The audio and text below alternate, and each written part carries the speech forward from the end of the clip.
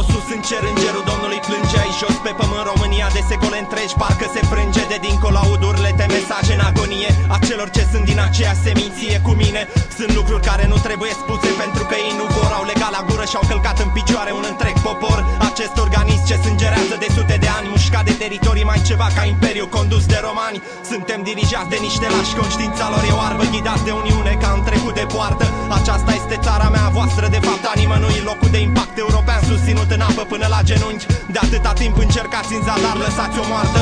Țara românească n-o să dispară în vecii vecilor de pe hartă. Au schimbat tacticile, dar scopul este strigător, când de fapt vor să ne manipuleze cu agenți români politici ca spioni. Facțiuni politice ce nu ne reprezintă, iau decizii locul meu, cât de bine știu ăștia să ne mintă. Se folosesc de faptul că tași înduri, prin șantaje politice câștigă teren acești ucrainieni, ruși și unguri. Și ei vin aici la costume în avioane particulare, nemulțumiți de indicii noștri economici de dezvoltare. Nu știu că sute de ani am fost cotropiți și exploatați cu rândul. Ei luau lecții de val, iar bunicii mei munceau cu plugul pământul, reamintind de zeci de ori condițiile uie de funcționare unui segment de populație ce nu câștigă mai mult de câteva milioane. E trist când spui România, spui suferință și istorie zbuciumată, dar până când căci simt că nu o să se termine niciodată. Asta nu este libertate și nici liberă exprimare, când ai mai multe șanse să fii auzit dacă strigi către certare. Nu avem nevoie de suportul vostru, avem propria esență. Ne vorbesc de independență, dar de fapt asta presupune dependență, căci au găsit aici mână de lucru ieftină și bună și pot să ne amenințe exploatând săracii, știind că aceștia nu au curajul să se opună. Am ajuns sluși pe pământul românesc, de fapt tu știi asta și de-aia taci când eu vorbesc și-mi dai dreptate și eu îți dau dreptate. Dar nouă cine ne face sau ne dă dreptate, căci trecem zilnic prin valul de aderare, de fapt tactici de manipulare să țină țara mea la depărtare. România trebuie să-și câștige dreptul de a intra în NATO, spuneau la CNN, dar am fost în primele țări cu cele mai multe victime. În primul război și în al doilea, astea de ce nu se pun? De ce au așezat pe mormintele eroilor noștri un strat de scrum? Au auzit ei vreodată de triunghiul de fier de armate germane distruse de iliori dispăruți ai mei și ai tăi? Până și bulgarii hotărâți mi-au spus că în 1877 ei n-au fost deliberați de români, ci dimpotrivă de ruși.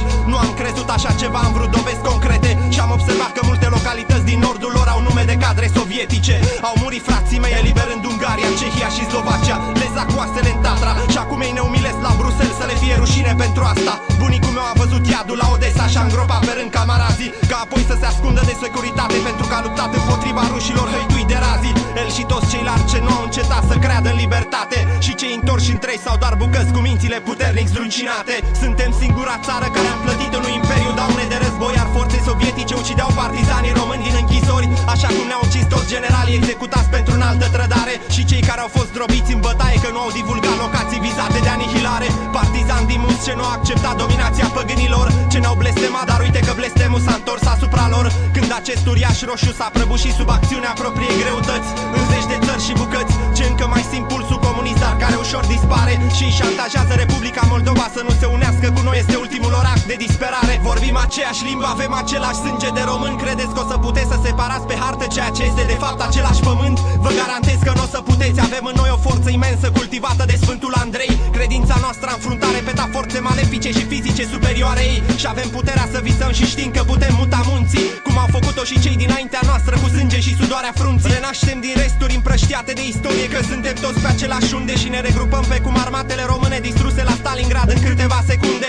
Noi zdruncinăm imperii și forme de guvernare, nu mă interesează ce este în alte sectoare, dar știu că noi suntem în stare să facem față ideilor turnate de această mașină media, ce crede că are puterea de a ne manipula prin știrile lor infecte, dar nu le ies media. Nu-ți dau nimic, dar îți cer cu disperare votul, cu studii de piață și sondaje false și măresc contul. Pătați trecutul regimentelor de aici, jigniți acest tindar, băgați soldați români în lupte care nu vă privesc ca să câștigați suportul la americani. Nu vă lăsați manipulați, nu fiți stâmpiți, ăștia încearcă să vă schimbe concepția. Orientul Mijlociu devine astfel un cuib de teroriști. Lupta împotriva terorii, hrana asta miroase urât în această oală, ce ascunde de fapt un război de dominație globală. Pe 11 septembrie au scenat atentate de parcă câțiva teroriști înarmați cu plastic o ține sub control sute de indivizi în spate. Cât de prost mă crezi când tocmai Casa Albă scapă neatinsă, iar celelalte ținte sunt lovite în plin. Acest plan nu a fost făcut de către o ființă, aveau nevoie de un motiv plus suportul masiv al populației să facă din Afganistan un crater. Au pregătit invazia și apoi l-au inventat pe Bin Laden, conduc lumea și ne joacă ca pe o tablă de șah. Vor să credem în George W. Bush, distrugând imaginea lui Allah. Aceste răsturnări de situație mă sperie, de când de lumea eroii se nasc în glorie și apoi sfârșesc în mizerie. Ridic steagul românesc spre cer, sunt mândru și trist și spun lui Dumnezeu mulțumesc că există aici. Mândru de faptele strămoșilor mei, pășesc pe alea monumentelor care e imensă și mi-aduc aminte de ei și